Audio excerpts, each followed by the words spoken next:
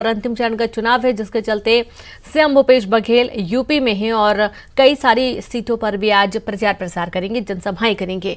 अगली खबर का जिक्र करेंगे, बात करेंगे छत्तीसगढ़ में 10वीं बोर्ड की परीक्षा आज से शुरू हो गई है, जो कि 23 मार्च तक चलेगी। आज हिंदी का पेपर है। परीक्षा का समय सुबह 9 बजे से दोपहर 12:15 तक रखा गया है। छत्तीसगढ़ में बोर्ड एग्जाम के लिए 6,743 परीक्षा केंद्र बनाए गए हैं। परीक्षा केंद्रों पर कोरोना गाइडलाइन का पालन कराया जा रहा है।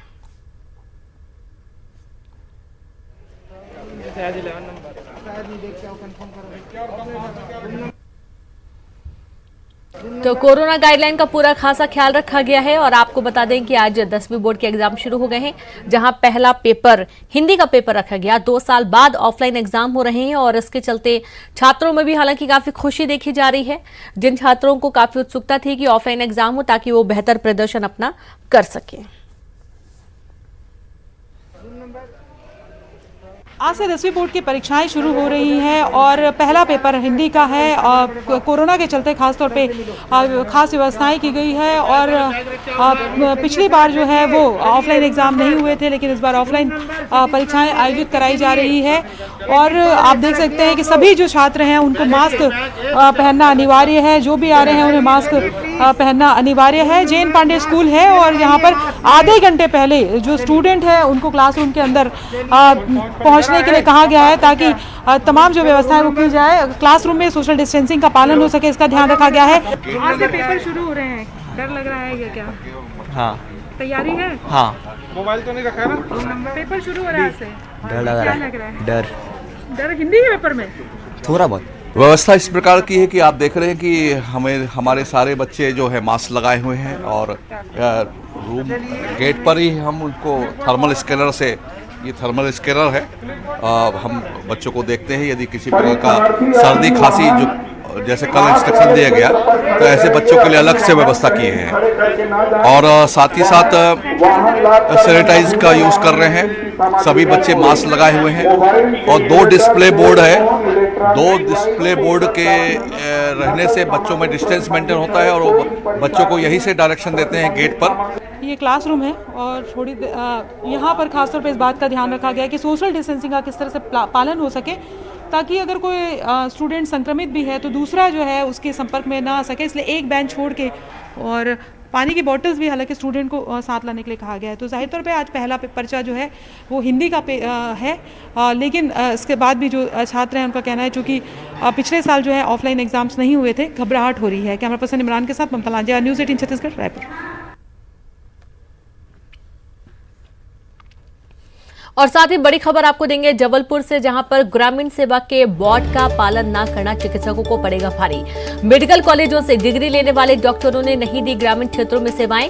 प्रदेश के 4 मेडिकल कॉलेजों के करीब 1,118 डॉक्टरों पर होगी कार्रवाई।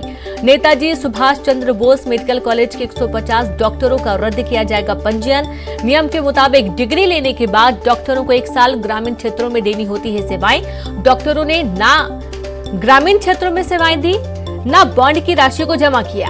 जबलपुर मेडिकल कॉलेज प्रशासन ने मध्य प्रदेश मेडिकल काउंसिल को अनुशंसा भेजी है।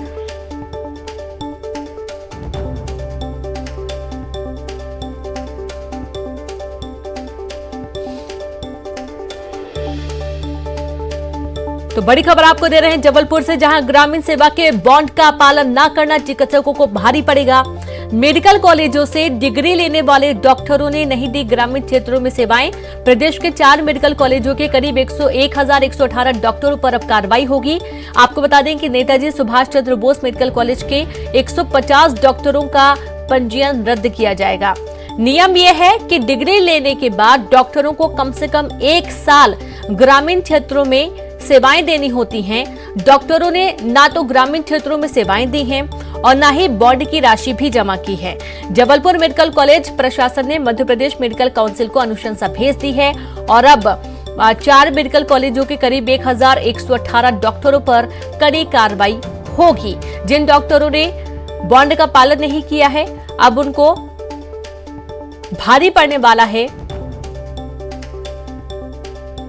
जबलपुर मेडिकल कॉलेज प्रशासन ने मध्य प्रदेश मेडिकल काउंसिल को अनुशंसा भेजी है और अब देखना यह है कि कब तक जिन डॉक्टरों ने बॉन्ड या फिर जो नियम है उनका पालन नहीं किया है, उनके खिलाफ कार्रवाई होती है।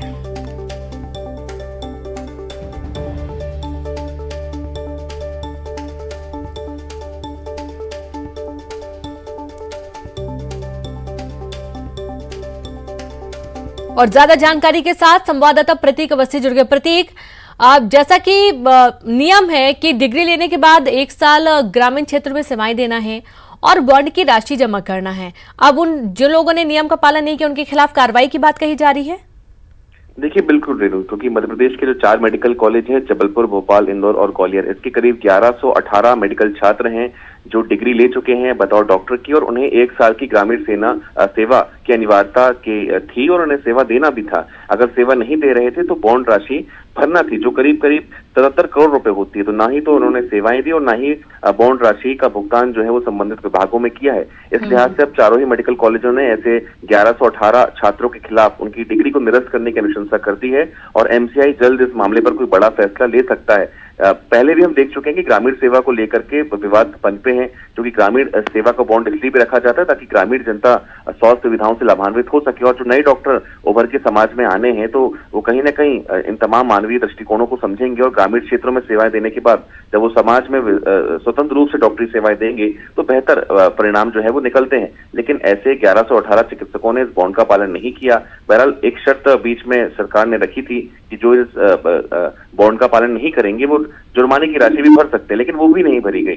तो अब संभवतः 1118 डॉक्टर जो एमबीबीएस हो चुके हैं उनकी डिग्री पर खतरा मंडरा रहा है। जी बिल्कुल, बहुत शुक्रिया आपका जानकारी के लिए प्रतीक। तो अब जो डॉक्टर जिन्होंने इन नियमों का पालन नहीं किया है उनकी जो पंजीयन है वो रद्द किया जा सकता है। नेताजी सुभाष चंद्र बोस मेडिकल कॉलेज के 150 डॉक्टरों का जो पंजीयन है वो रद्द किया जा सकता है। और साथ ही एक और खबर है जबलपुर से, जहां पर पूर्व क्षेत्र विद्युत वितरण कंपनी ने बिजली की समस्याओं के निराकरण के लिए जिला स्तर पर फोरम का गठन किया है। ये 7 सदस्यीय फोरम बिजली उपभोक्ताओं से जुड़ी समस्याओं को देखेगा और उनकी समस्या को तय समय के भीतर खत्म भी करेगा। पहली बार इस तरह की सेवा के लिए फोरम का गठन किया गया है।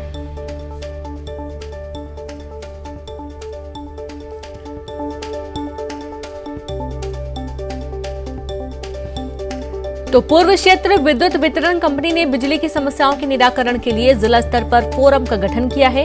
ये 7 सदस्यीय फोरम बिजली उपभोक्ताओं से जुड़ी समस्याओं को देखेगा और उनकी समस्या को तय समय के भीतर खत्म भी करेगा।